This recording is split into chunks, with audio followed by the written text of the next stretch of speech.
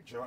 All right, so Big Dream Entertainment is a tool for youth development, and that's why they're bringing you great inspiration of our generation, Ron Brown and Maino in Nigeria. Yeah. And I'll tell you, I hooked up with these dudes earlier on, and they are having a ball right here in Nigeria, Africa's most populous black nation, world's most populous black nation, 150 million black legit people.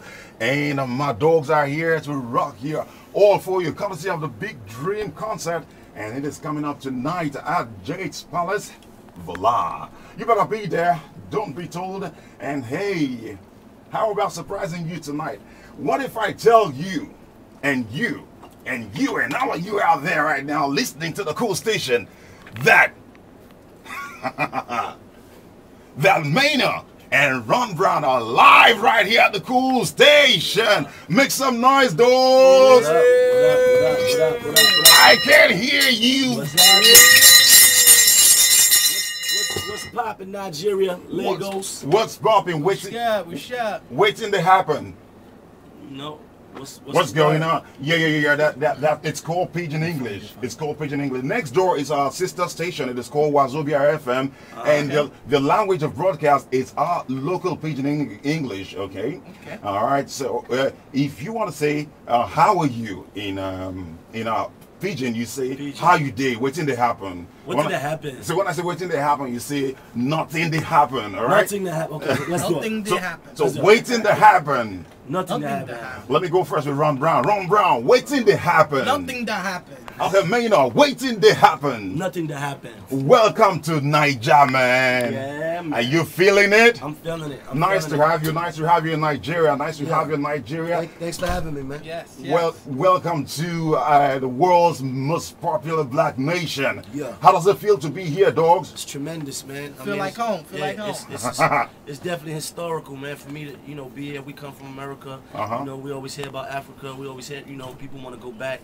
Most people don't even, they spend a whole lifetime and never get a chance to ever, to live this and see it. So for us to be here is really major for us. And us being recording artists from the U.S. to get here on the strength of our music is great. All right, it's great. I like that. Really privileged to have you guys here. It's always nice to have our brothers come back here, and it is where it started from. I mean, we're Africans. I mean, we are blacks, and we are proud of what we are, and we're really proud of what you guys are doing. And you guys have been around tonight. We are popping champagne. This is why this is so it's so significant. It's so big. Wow. All right, I'm getting to Nigeria. What was the feeling like? I mean, being here in Nigeria for the first time. I'm gonna tell you like this. The perception of Africa is definitely different than what I really see. Yeah. So when I came here, it was like I didn't, I perceived it to be one way, and then I got here and it was like, man, they do the same thing we do. It's like we go to the clubs, they popping champagne, they got their Grey Goose, and wow, they vodka and they cranberry, and they doing the same thing. The girls doing the same thing, right? The girls doing the same thing. Wow. So it was like we all the same. Exactly. When you look in the media, all you see about Africa, it's disease, war, hunger, and all. Right. But I want to ask you guys, would you say, or do you agree that Africa is definitely the continent for the new millennium? Do you agree? Yes, it is. Yes. Beautiful women here. Oh, very beautiful woman. I heard you never had a woman, so you had an African woman. Yeah, I'm trying to find out. You like African woman? What do you like best about the African woman? Let's digress a little bit. Natural. Okay. It's I love my American women, but a lot of times, it's a lot of cosmetic situations going on over there. Okay. A lot of fake butts and. All right. Okay. Now, back to your career. Now, you've worked with a couple of artists in the past, and you've actually produced some yourself, both of you. Okay. In between you, which of them would you say it's more interesting and more challenging to work with, and which is your most challenging job you've ever done? The most challenging job for us was producing or being an artist. Producing and being an artist, either way. I mean, producing is pretty much kind of easy because it's like you create something, and if Maino like the beat, he'll use it. If he don't like it, he don't use it. You know what I mean? And you do that with different artists. Okay. Being an artist, you gotta create songs, you gotta be on the road, you gotta do shows, you gotta do interviews. So it's a lot more work. It's a lot more interesting. Okay. So which of your job would you say it's been more challenging to you then? Being an artist. Being an artist has been more. Because you gotta create songs that you hope people gonna like. All right. Yeah, Okay. you gotta give a good performance so people want to pay to come out and see you. Okay. You say you started writing. You never ever rapped till you got to prison. Would you say that going to jail really did change your life? Yes, indeed. Okay. Very much so. I wouldn't be here if I didn't. Okay. If I didn't experience that. So I mean, what we go through shape and mold us to who we are. All right.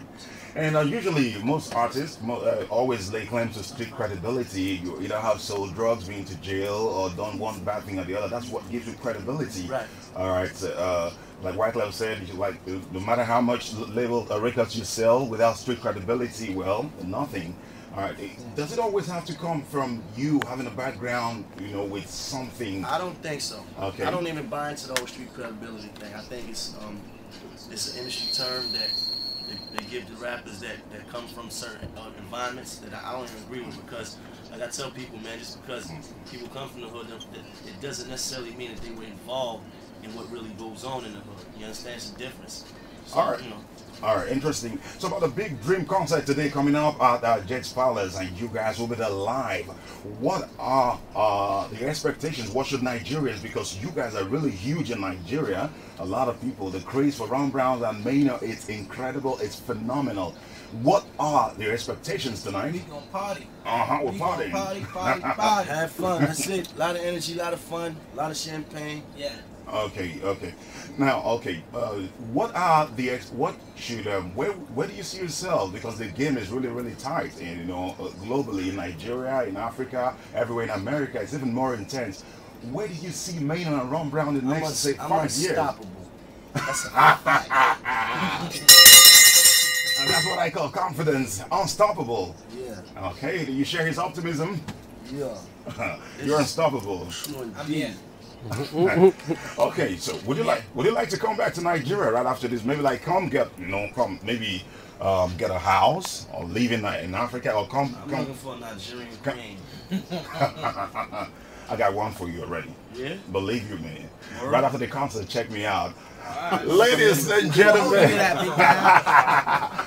Maino and Ron Brownz in the studio, all for you, all in your eardrums. Tonight is the night Big Dreams concert at Jet's Palace. Go check it out.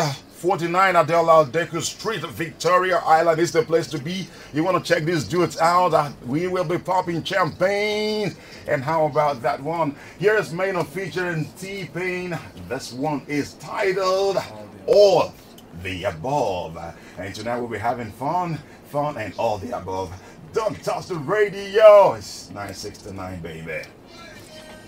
Turn me up. Hey, I think we got one. Here we go. Cool FM.